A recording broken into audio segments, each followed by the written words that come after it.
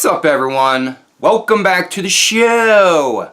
For those who haven't been here before, my name is Sean. I do videos on something related to nursing. No rhyme or reason. Probably won't change. Another installment from the Hey Sean Q&A vlog series where I field questions from the tribe, and they usually start the question with the words, Hey Sean, Hey Sean, Hey Sean. You get the point. This question comes from a tribe member, and I'm literally reading it from my screen. You're gonna have to bear with me. Sean, I want to know, how would I know if an NP school is worth going to it? Lack of standardization makes me worried about going to a school that won't adequately prepare me for practice or licensing exam. So this tribe member is asking about how do they know, how do you evaluate the quality of a nurse practitioner school? This was an interesting question. A lot of the times, most of us don't have the luxury of picking and choosing from schools. We usually are limited by location and money and probably time investment. Many of the returning students, like myself, you're stuck with what is local, you're stuck with what you find online, and you're stuck with whatever program that you can fit into your lifestyle and can afford. But if for some reason you have the ability to pick and choose, you have the ability to dice down what you want, I got 5 things that probably will help. Let's keep in mind that at the end of the day, the school is preparing you to take a test. Now, it will do its best to prepare you for entrance into the profession, but let's be honest here, there is no way you're going to be prepared for what you are about to what you're about to start. I can tell you from experience that I graduated from a high-level nursing program, and they didn't teach me everything I needed to know. It's kind of like when you graduate nursing school, when you start entry-level nursing school, whether graduate, diploma, associates, RN, BSN. When you first start working as a nurse, school don't prepare you for squat. So it's kind of the same, it's parallel. NP school will prepare you to take an exam, and it'll get you into the door of your first job. After that, it's all about on-the-job training, education, and mentorship. So, without further ado, 5 things that I would think about. Number 1, pass rate. Go look up the pass rate on the particular school you're interested in. If you can't find it online, then flat out ask the program director or the point of contact that you have. Most schools, if they have a high pass rate, they actually publicize it on their website, in their paraphernalia, in their pamphlets. We have a 98% pass rate. You get it. If they don't share it, that doesn't mean they don't have a high pass rate. Some do, some don't. You're going to have to do your research. Get it? Number 2, what kind of program structure do you have? Is it an online? Is it traditional? Rephrase that. Program structure has to do with how many years? Is it MSN? Is it DNP? Is it a BSN MSN program? BSN DNP program? RN to DNP program? What's the structure? How many years are you looking at?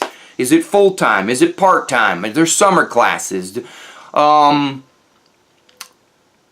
Where will you be taking your classes? Where is it located? Those kinds of things. Program structure will matter on the impact of how you are going to learn the material. I don't know about you, but full-time classwork is very different than part-time, per diem. If you're going to go to school for 3 years versus 7 years, that matters. I don't know about you, that matters.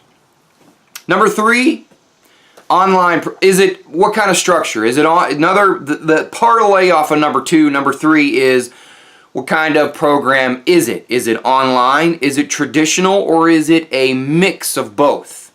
If it's purely online, you have certain challenges that you're not going to have if it's traditional brick and mortar, you got to physically go to class kind of ordeal.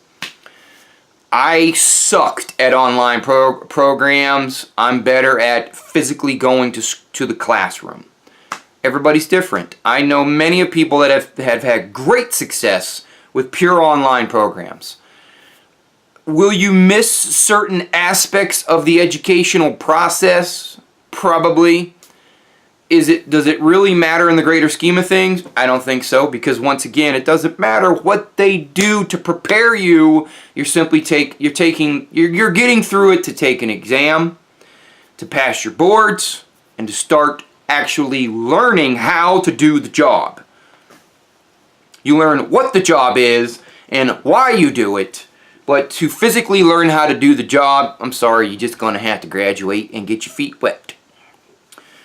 Number 4, clinical arrangements. Those matter in the greater scheme of things, because are you going to be responsible for making all those arrangements? Or will the school help you out? Will the school hold your hand? 80 to 90% of the time, you are doing all the work. So you might want to think about that when it comes to clinical placements, when you get to your second, third, your junior and senior years. You're going to have to make the arrangements of where you're going to learn this crap. And while that may not seem very important now, it's going to matter down the line. Also, making these arrangements is not easy. Just ask any student out there that has had to make their own arrangements for their clinical placements. It is a hoop jumping nightmare of a headache. Thankfully, even though I had to do my own arrangements, most of the work had been done. I just had to reach out to a point of contact, and I actually had to travel for my clinical rotations, and that was stressful enough. Last but not least, if you're still wanting to know the nitty-gritty on the specific school you're interested in, there's this thing called the internet. I don't know if you heard about it. Online communities are huge. Pick your poison. Go to any social media website, any social media account that you would like to visit, and start asking questions. Start doing some searches. Hashtag the school name. Google the school name. Go to Facebook and type in the search engine of Facebook, the school name. Go to Twitter. Type in the school name.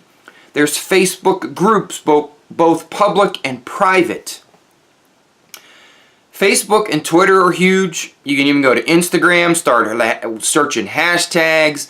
Heck, just go to any online community, any social media account, type in hashtag nurse practitioner, and start digging. Start asking questions. Start randomly asking people. Find people in your local area. Find people who are alumni of the program, who are current students of the program.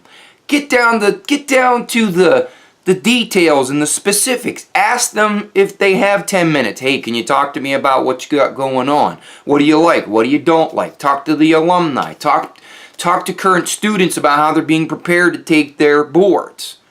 Talk to people. You get it? I'm not even Italian. What is this, Sean? Really? I'm as Irish as they get. Anyway, you get the point. 5 things that you can do right now before you even submit your first application. Do the legwork. This is not going to be something you can just click a couple buttons and you have your answers. You're going to have to do a little bit of work to get your answers. Hope this helped. If you have any other suggestions, leave it down below in the comments. Share this video with your fans and your friends and your family, especially your coworkers. Maybe they have some suggestions. Last but not least, I need your support. How about you donate? Buy me a cup of coffee. Link is down below.